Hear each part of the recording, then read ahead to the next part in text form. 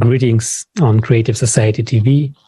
We are happy to see everyone at this international discussion held in continuation of the International Online Forum We Are People, We Want to Live, which took place on May 7th, 2022. And we raised a lot of crucial topics during the forum that concern every person that lives on this planet.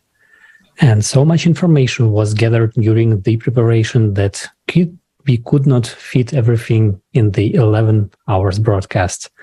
So today we will continue discussing on these topics. My co-host today is Robert from Slovakia. Robert, hi, and I will let you introduce our special guest.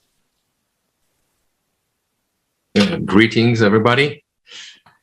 And we welcome you on this international discussion as we continue this series of the international discussions that we are having after the forum.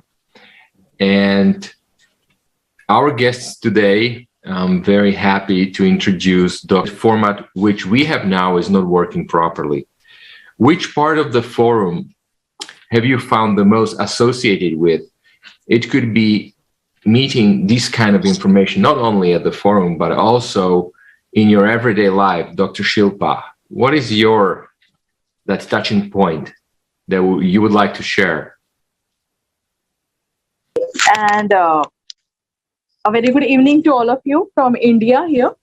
And I had seen a lot of small talks which had happened in the forum, in the conference, and particularly I would like to touch upon the global crisis which we all, as a humanity, are facing nowadays.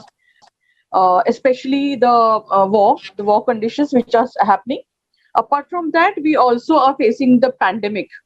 The pandemic has brought in a lot of changes in our entire the life of our entire citizens of the world. And being an educator, I have seen changes happening in the life of my students. My students here in India. And since we are an educator, we feel education should reach everywhere. From a small child to an adult who wants to learn or wants to study, education should reach everywhere. But so here in India, we had a divide. There was a digital divide. Not all of us had devices. Not all of us had internet facilities. So that was a big problem in front of us. That how are we going to educate our kids, and how are we going to educate our future citizens? So like that, lots of problems are being faced by all of us. And basically, what we would like to touch now would be about global crisis. That is what I also had. It is. There are a lot of concerns about not only education, but providing everything for every human being living on this planet, be it electricity, food, medicine, and obviously healthcare of excellent quality. So we are 100% with you on that. Wessam, can you please tell us what was your marking point of the forum? Okay, good evening first, everybody. I'm so pleased to join this amazing idea that will, I hope, one day will change the world to a better place and to better days.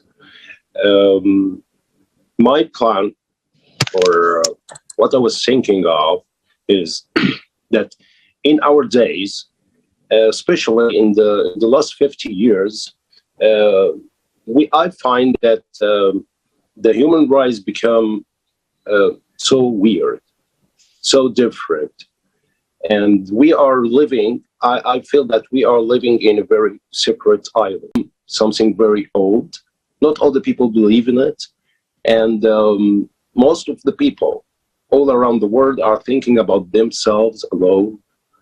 Nobody's thinking about the other people, how I help, how I become a fruitful, how I become a helpful element in this world. They're not thinking about this, or they are not thinking in this way.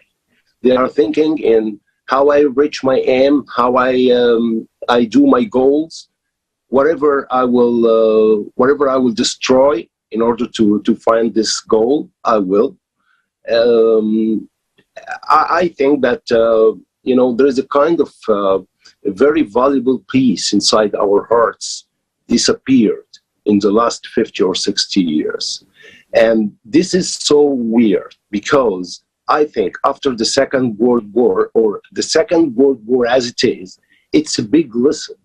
It must be a big lesson to all of us to understand that hatred, that facing each other, it's not the theory that will help the human race in the future. It will destroy everything. So that's what, this is my main concern about the big problem. Formed in a proper way. So that is the reason why people are reluctant to look into the information that they are actually receiving. And we can see that not only on the regular news or something like that, but also on the scientific reports that are many times contradicted one another. Let's have a short video about ecology.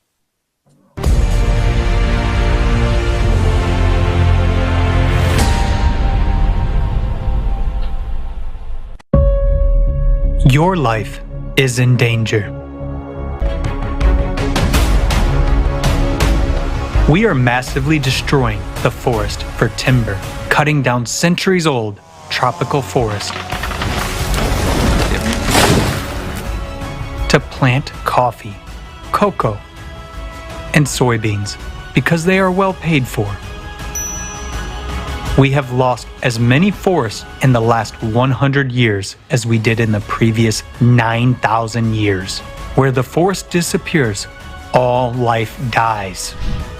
But in the consumerist format, we can't give up logging because the forest industry implies millions of jobs. It turns out that in order to survive, we must destroy what gives us life. The amount of fines for environmental violations is far less than the cost of environmentally friendly technology. The money from the fines goes into the state budget. At best, they are allocated to eliminate the consequences, but the cause still remains. And why eliminate it? We can continue to fine and sell emission quotas and licenses. As long as one can make money on this, the problem will never be solved. The consumer society is a society of lies.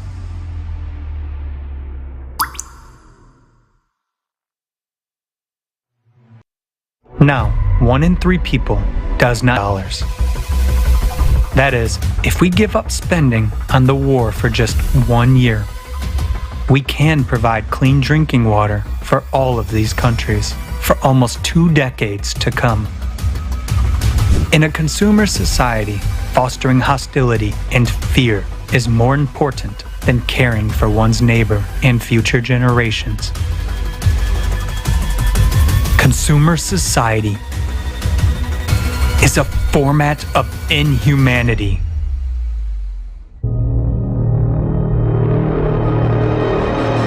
Another serious problem of our time is that there are no accessible and safe technologies for waste disposal.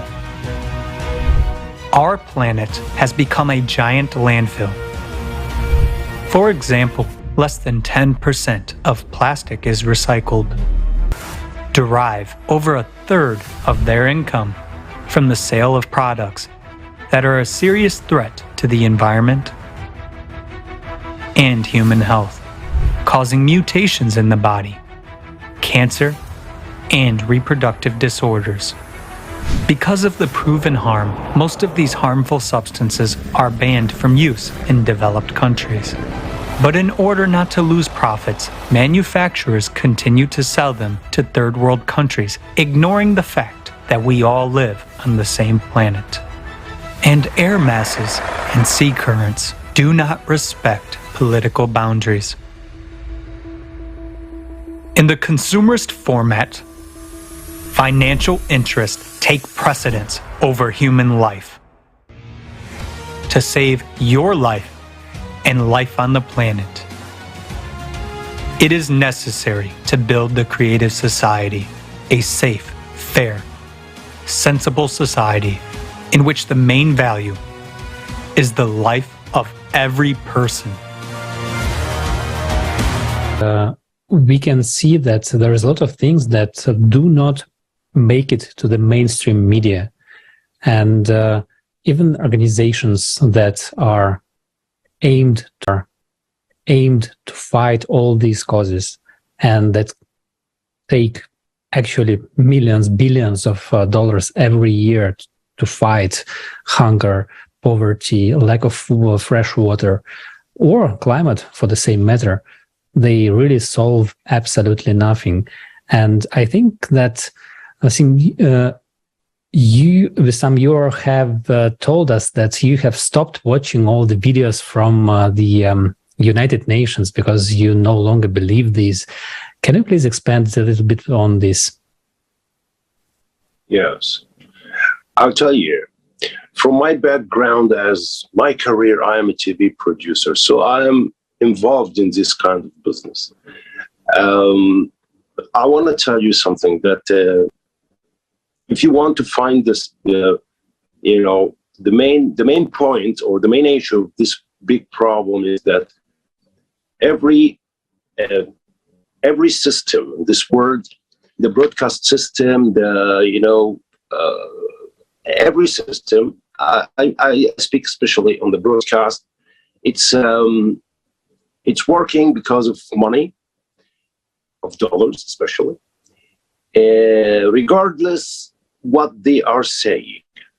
If the message that they are broadcasted, they don't care if it's destroying the world or it's building people and building life. They don't care about this. They are as professional as they can do anything in a very attractive way.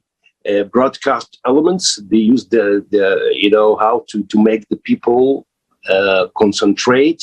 They are professional enough to know how to put the idea inside your head. Whatever this idea is, good or it's bad. Is it useful or is it harmful? Regardless, they don't care about this point. And unfortunately, it's not. It's in all the world, all the countries, all the broadcast system through all the world, all over the world, are working with this kind of survey. So I stopped watching the United Nations movies or messages videos that they make, because I know that or I believe that the big problem is in the global system. This is United States and Europe and most of the big countries are speaking about the global economy and the global system, that this will be helpful for humans, and this will help. But after many years now, we are talking about 30 years, almost 30 years, we find out that no, this system become the main enemy to human beings, especially when especially when you are talking or when you are thinking about food in this world, safety in this world, non-pollution in this world, you will find that the global economy did nothing. Otherwise, we find now that we are in 2022 and we find people are dying from hunger. We find people that they are dying because there is no medicine, because of pollution. So come on. What the dollars did? The dollars did nothing. The dollars of the UN did nothing till now, because till this moment, as we saw in the last movie, it's people are dying for hunger till now, for no medicine till now, war everywhere till now. So come on, what you did for the human rights, what you did for the peace of our human rights, you did nothing. This is the point. Oh yes, it's all the time like that. And especially if you look at the countries that they're saying how much they're bragging, how much they invested in those countries to improve everything. And after a period of time, 10 years, 15 years, 30 years, nothing has changed. Everything is getting even worse and worse. And same goes with UN bragging how they invest in education, for example, in India. And did anything change, Dr. Shilpa? Yeah, I think what Mr. Zaki just said is quite resonating. What is happening here in India. Yeah, what we are just doing is we're just talking about, the problems, the hunger, especially the global crisis. We see a lot of people, more than 45 million people all over the world still dying of hunger in almost 43 nations across the globe. What are we as person, as a human being, are we doing? What is United Nations doing? What are the countries, the so-called developed countries, are doing for removing this, the global crisis? No one is doing anything. We are just talking about it, or we are just documenting about it. But are we going further? Doing something, some philanthropic act where we try to reduce, some type of hunger, the problems what are every country is facing. Basically, in India, we know there are people below poverty line who don't get food, not even for one meal a day. And we have certain NGOs who are working towards this cause, providing food, but then that won't be sufficient. We need many hands coming together. We need a proper society, a proper forum of people working towards this cause. And if we are saying global crisis, why don't we touch upon one aspect of the global crisis, try to reduce this crisis, try to eradicate the crisis, and then move towards the another one. We can prioritize, and then we can work upon it. So that way, I think all humans together can come, form a society, and try to resolve the problem. And I think no big forums like United Nations or anyone would be able to help us. They will be just creating documentaries, giving us the factual knowledge about the problem, but actually, in reality, there is no resolution. So I completely agree with Mr. Zaki. Thank you. Yeah. I think that the problem is not that there is a lack of expressed desire. The lack is there is a total lack of valuing of human life, each human life, and this is a problem because until then, all these organizations, they are money-making machines. Their only goal is to grow themselves. Imagine their budget is replenished. The more the problem grows, the more they receive money, the more they receive funding. And as any other living, let's say, organism in this consumerism, they just want to grow. They don't want to reduce the number of employees. They don't want to reduce their salaries. So they're interested in this situation to perpetuate.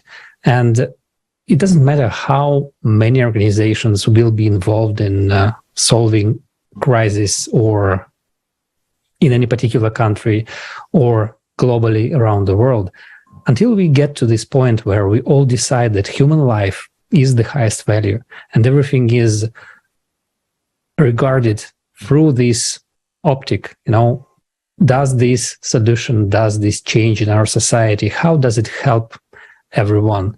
Does it diminish the quality of life of even a single person? Then we should be maybe trying to a different approach, And this is where creative society goes in, and this is what it's all about.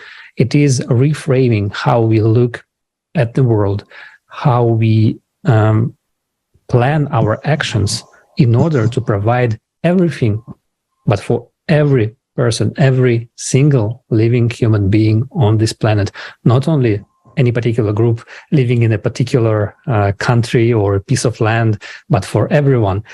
And everything actually becomes quite simple once we just ask at least one simple question. Does this improve, or how does this affect the lives of human beings, every one of us? So what are your thoughts on this?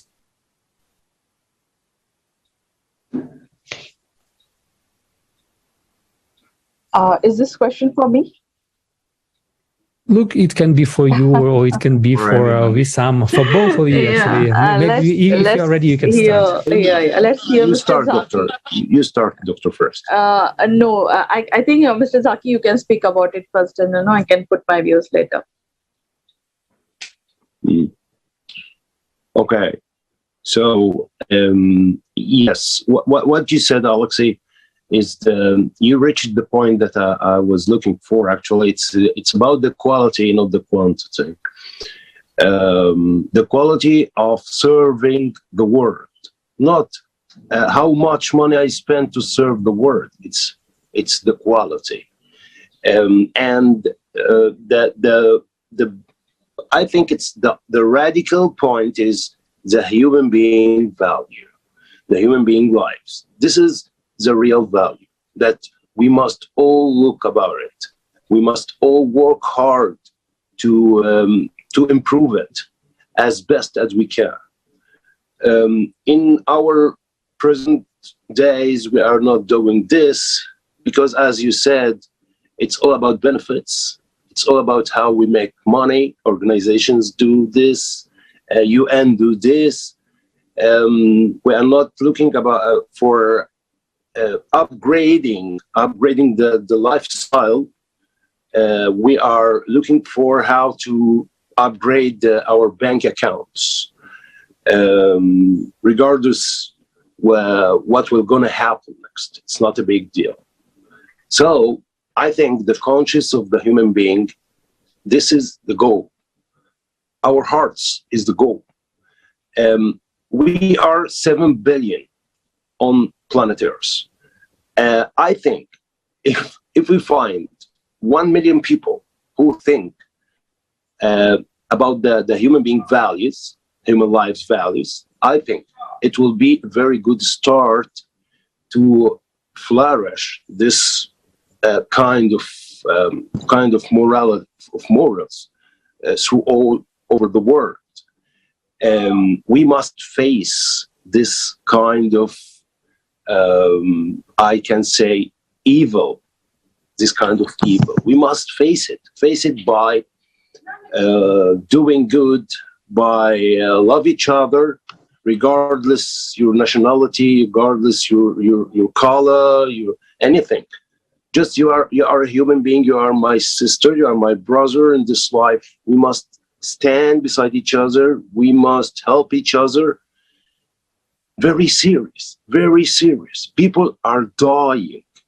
People are dying every moment in Africa, in Asia, in South America, of poverty, of hunger, of a lot of bad things, of pollution. So come on. Why?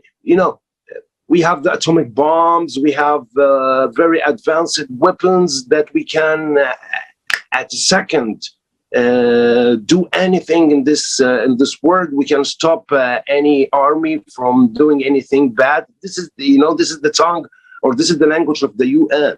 But come on, where's your weapons to face the hunger?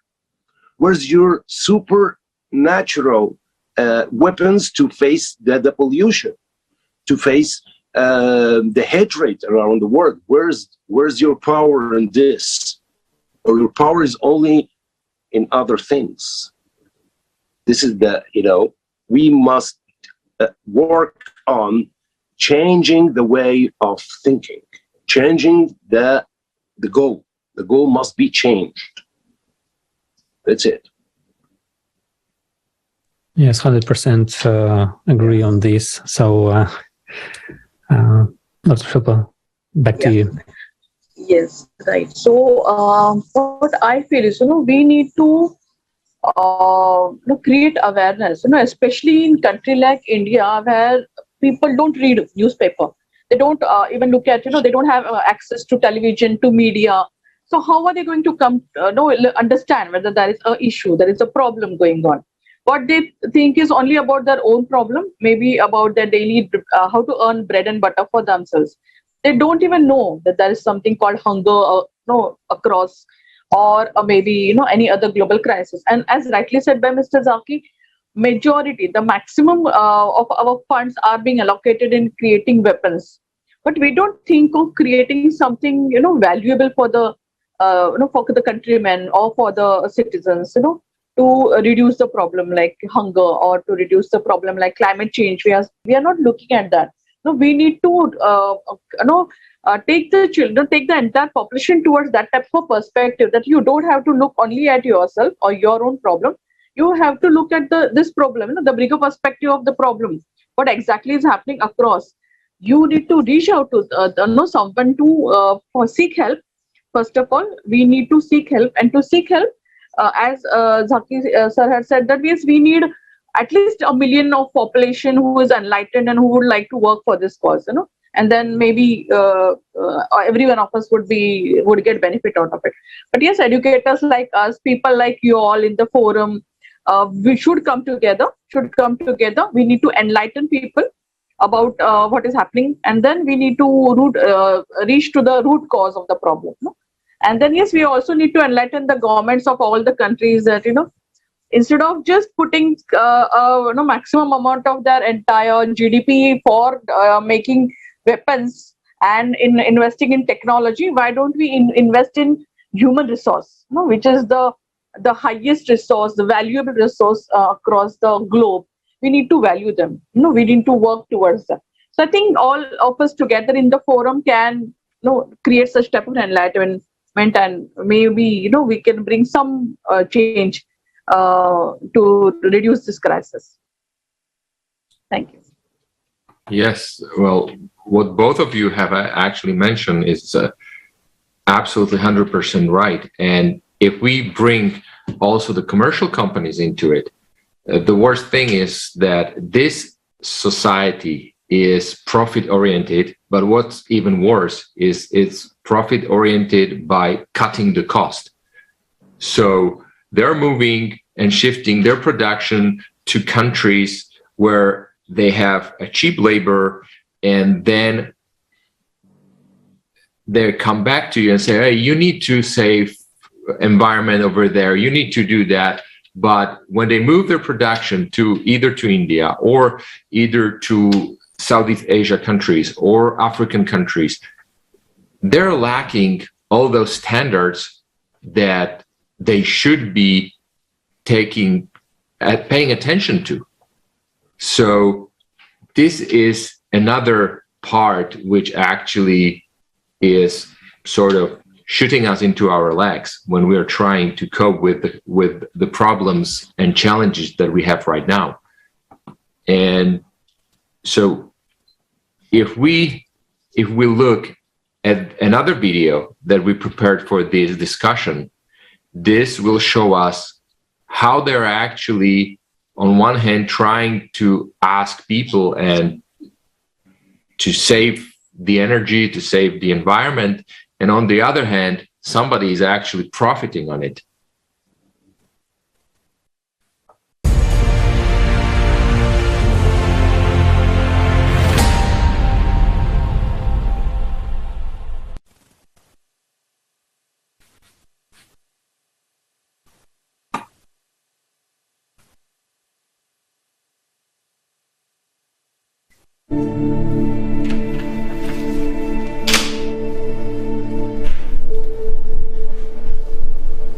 Have you seen the latest electricity bill? It's a nightmare. Of course, I expected the prices to go up, but it's just... I've seen it. I'm shocked myself. Now we must figure out how we're going to live in the new reality. But this is ridiculous. What the hell is going on? Are they all out of their minds? Well, there's no point in panicking anyway. Let's figure out what's going on.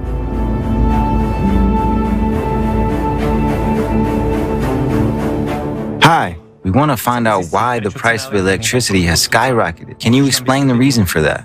First of all, you have to understand that the preconditions for such an increase in electricity prices didn't start yesterday and not even a year ago. What does the electricity price actually consist of? Let's look at the diagram. As you can see from this diagram, the net cost of energy is only 36.2%. 34% is transportation, while the rest, more than 30%, are taxes. And I won't be surprised if this share will continue to grow. In Germany, for example, it is already 50% of the bill. Wait, even 30% is a lot, while 50% is totally wild. Where does all this money go? In short, the government uses most of this money for the so-called energy transition to green energy, mostly solar and wind. Yeah, I've heard that green energy is being actively developed. It is sort of environmentally friendly. So are you saying that's the reason for my unaffordable bill? Right, that's the main reason. Huge budgets are invested in green energy, while nuclear and thermal power plants are being shut down. How does green energy affect your tariff? It is sold at a special green tariff, and this price is much higher than the price of traditional energy, thermal or nuclear. Well, let's say, if I don't want to pay more, can I give up green energy? Well, you see, no one is asking you or me. Electricity tariffs are formed by market laws. In fact, they are not fixed. There is a so-called wholesale energy market, which receives, like a common boiler, all the energy generated in the country, both green and non-green. Every day an average price is set in the market. At this price, energy distribution companies buy electricity and deliver it to you. Therefore, the higher the share of green energy in the total amount of energy generated, the higher your energy bill will be. And here is a very important point. If green power plants stop working due to weather conditions, or if there is not enough green energy generated, the countries have to compensate for this shortage in an emergency mode. What are their options in this case? The first option is to restart their shut down nuclear and thermal power plants, which is very expensive and time-consuming. The second option is to buy energy from other countries, but as you understand, that will be very expensive too. The move towards green energy has made Europe dependent on conventional energy suppliers from other countries. Now, because of the geopolitical situation, we feel it more than ever. We are changing the country that supplies us with gas, and we switch to a more expensive supplier. This more expensive energy is going to enter the wholesale market again, and your bill will go even higher. I just wonder what our politicians are thinking. After all, if one such external situation causes electricity prices to skyrocket, it's unclear how ordinary people can survive in these conditions. There goes the market. I thought green energy was our salvation, but it turns out I just pay more for the energy itself, and then even more if something happens to those plants, and even more if something suddenly happens in foreign policy. What did you say? Green energy is our salvation? It sounds like this salvation is costing us a fortune. But seriously, it's all just a beautiful fairy tale for the public. Though you'd better let someone who works in this field tell you about it, because those are talks about large business.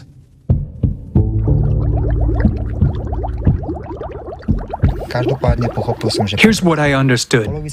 Firstly, a half of my bill is taxes, which mostly go to green energy development. So basically, green energy is sponsored out of my pocket. Secondly, electricity is a commodity like everything else, and it is priced like a stock exchange. The higher the share of green energy with its green tariff is, the higher the price is for me. Whereas if any climatic or geopolitical disasters happen, my electricity bill tends towards infinity. So you realize that electricity is a basic resource for any production. Increased tariffs cause a significant growth in prices for any goods and services. Once again, it's a hit to our household budgets. Don't we experience this already? Damn it! If I understand anything about politics, I know nothing about green energy. Why are we even implementing it if it's so expensive and unstable?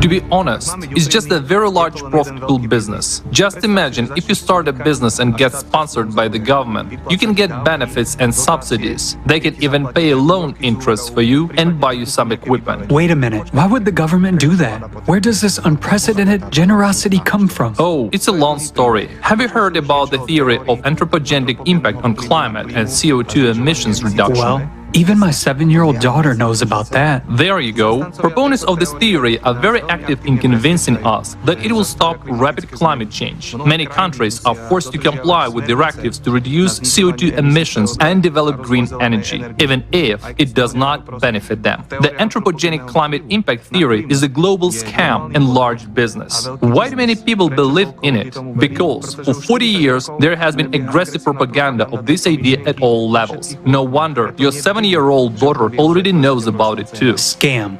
Really? Are you saying it's all just to make a lot of money? Why does that surprise you? In the consumerist format, such schemes are already a norm. In 2020, $334 billion were spent on green projects, mostly on solar and wind power plants. Wow. So, that's still not enough. Their appetite is growing like a weed, and hiding behind their theory, they claim they need to increase funding to $4 trillion a year. Damn it. And it's all at our expense? It's a nice scheme, I bet. And everybody wins, except ordinary people who pay for it. What is my bill gonna look like when the investment rises to $4 trillion? Buddy, no one is going to ask you if you want to sponsor it.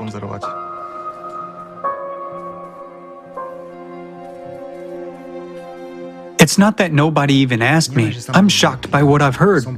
Nobody actually speaks about it. Right. In our consumerist world, no one will tell you the truth. But I'm shocked by the other thing. Nobody even tries to study the real causes of climate change. Now climate disasters are already happening all over the globe. The first to suffer are ordinary people, while green energy is simply useless even in bad weather, not to mention cataclysms. Imagine there was a blizzard in the United States last winter. It hit 25 states. Half of the wind turbines stopped. Because of that, 4 million people were left without power. Just think of it, at negative 25 degrees Celsius. That's awful. I wouldn't want to be in their shoes. Not only do we pay for all this from our own pockets, but we also risk being left without power in an emergency situation. Can you imagine if the whole world switched to green energy or cataclysms got even worse? That's it. You're left in a cold house with no electricity or water supply. There is no way to contact your family or call rescue services. People are dying in blackout hospitals. Ventilation and air supply systems stop working. The traffic has stopped. Supplies of medicines and vital products have been discontinued. People empty the grocery stores in panic. Yet, it's already starting to happen. And it's not somewhere in an apocalyptic movie, but in your hometown with you, your family, and friends.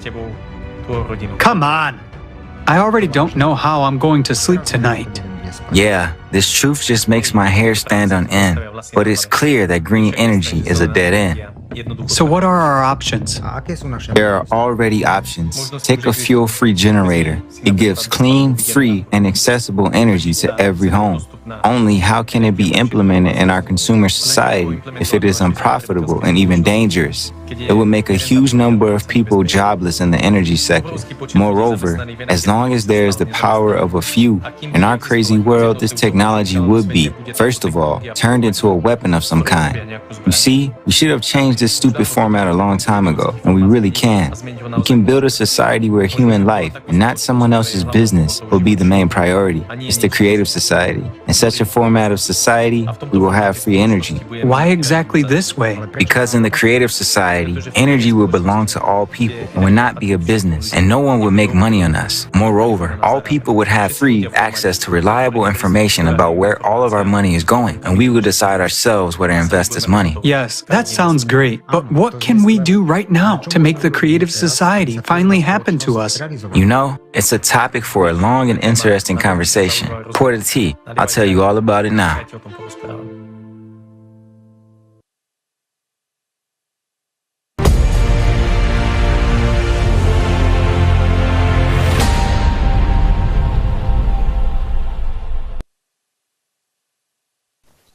Yeah, so as you have seen, this short video exposes a lot about the green energy scam.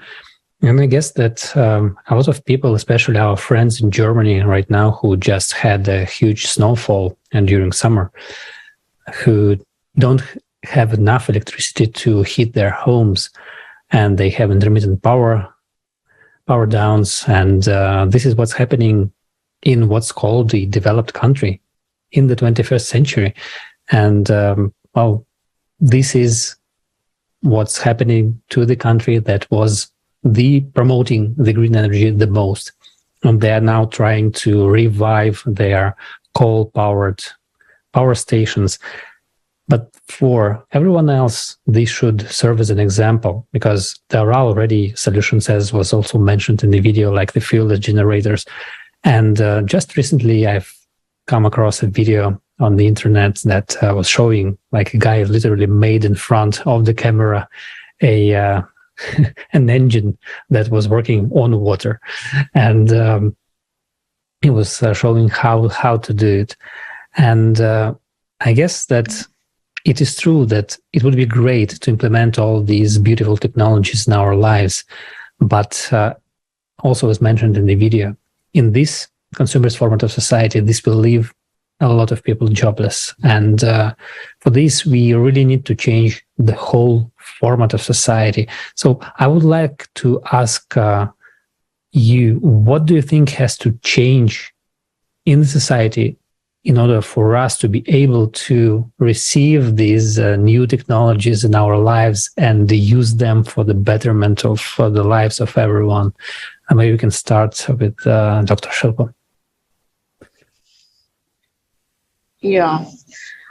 For a country like us, I don't think so. We would be getting addicted to technology that much. We do have developed in all different type of aspects, but then still, since I told you, we have a great digital divide. So it's difficult for all of us to get accustomed to the new technology. But then yes, there is a quite good number of percentage of people who are using technology at their best, at their homes, in their offices, in everywhere. But how much to get used to or get addicted to the technology is again in our hands. And as we all know, what are the repercussions of using too much of technology? So the pandemic has actually taught us to go back to the roots. We have already started going back to having organic food, organic agriculture, using less of technology and less of fertilizers, the chemical fertilizers. We are trying to use more of organic things nowadays, and people have understood the importance of organic things now. So instead of running behind the technology and behind the advanced methodologies, can we not survive? No, the basic sustainability can be achieved through simple living. That is what we have learned through the pandemic. And also we have learned that we should have different skills. If we don't have skill, we would not be able to survive. Knowledge on basis of only knowledge, you will not be able to survive. That is what we have learned. And the technology is not always going to help us. And yes, about green energy, we all also in India are trying to get a lot of green energy here. But then yes, as we have already said, it's too costly. No, we have a lot of solar panels here, but what about the wastage? The wastage which is going to happen, after putting in the solar panels, we have a lot of wastage which we are not even able to dispose of. So there are other aspects of green energy too, which we also need to see. What we are looking at is now, a narrow problem, or we are trying to just resolve what we can see on an immediate basis. But we are not looking at the later, in the long run, what problems we would be facing. So I think we need to, with the help of creative society, the forum, need to tell what exactly the problems would be there in the future, and be ready to face the problem. And before any problem occurs, can we not prevent it? So prevention is always better than cure. So we need to learn to prevent. Like pandemic, we could have prevented. We could have learned about some things happening across, and then we could have stopped something, which would have not happened. And now we could see large number of people are no more now because of the pandemic. So something which we could have understood before, and we would have tried to stop the problem. So that is what we, as a part of the creative society, should now look forward to, stopping the problem and creating awareness amongst everyone. Thank you. Yes, prevention is always good, and that leads to also to education and learning things and stuff. Same here in our country, there are there are donations, there are subventions for building all these green energy stuff, and then you find out that actually after you're building it up, and you find out that it's actually polluting the environment even more than it was done before. Do you have something like, from the green energy part in Egypt, Wessam, or some other examples that we can share with our viewers that could actually show the, don't want to say stupidity, but stupidity of this system, and that we actually are supporting it? Yeah. I'll tell you something important. In Egypt, we have natural sources, which is very rich, but it's unused. We have the sun, and we have the wind, okay? And we have water from the high dam, the Nile River. We can make it. We already make electricity from the high dam of the Nile River, but we don't ever think about the sun, the energy of the sun, which is for free. And in Egypt, it's 98% of Egypt is desert. Okay, we are 100 million people living on 3% only from the whole map of Egypt.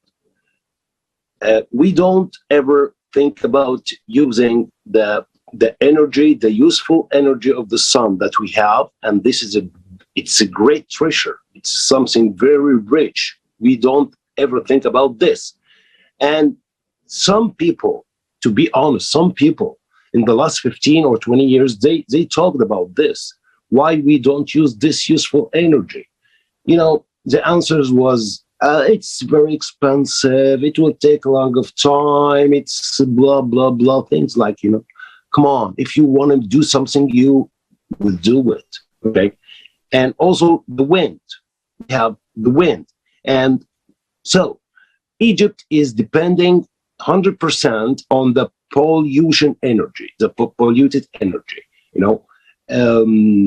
and this is, of course, affects, this is make, the green lands become desert, and there's, we have a lack of a lot of things. We have in Egypt a lack of food, like for agriculture. We have a big lake in agriculture in Egypt because of this, and they prefer to pay billions of dollars to bring polluted energy than to spend millions, not billions, millions of dollars to create sun energy or wind energy, between practice, useful energy.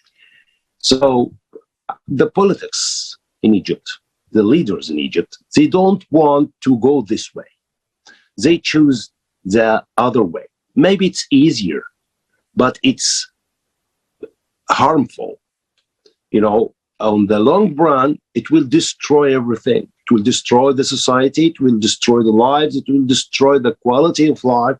It will destroy everything. They choose this way. The other way, it's the right way. In Egypt, we have treasures. We have a lot of treasures in our desert, but they don't want to think.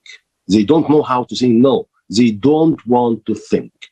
They care about their chairs, they care about their possessions, and they don't care about 100 million people, So this is the point that I want to say.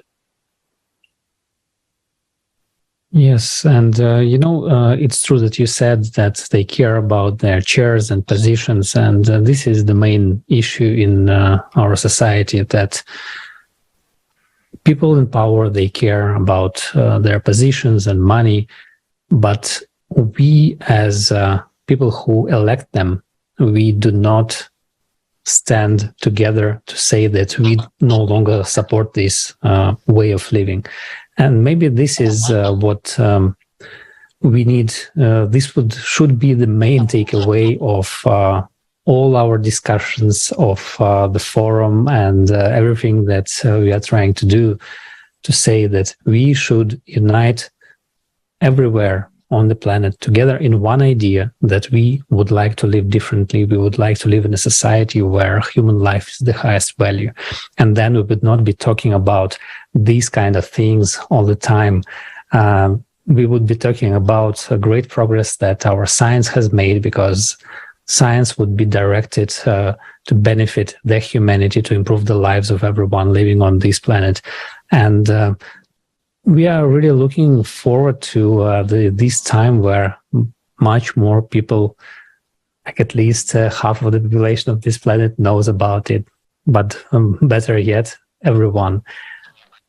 Only then we will be able to formulate this demand for everyone to say, look, we would like to live differently. And politicians, they just execute what the public wants. So we should be this united public that expresses the wish of living differently. Well, we would like to thank you for your contribution, for your participation today. It was really a great pleasure to seeing you. And Robert, I don't know if you want to add anything else to this. Yeah, I will just really briefly cut in. What actually occurred during this discussion is when Wessam was also talking a lot about the energy. It's really strange that, for example, where it would sort of make a sense to build up these kind of alternate green energy stuff, they're not doing it. But in the countries where they for sure know that they would pay for it, but it doesn't make sense to build it up there, oh yeah, they're pushing it there. So this clearly shows the irony and non-functioning of the system that we live at the moment. So I agree, as you said, we need to create a demand, because that's how the system works, where there is a demand, so then the companies are trying to supply. So we need to create a demand that, yes, we want to change it, we want to live differently, and we have to unite on this thought that we need to change the format of the society.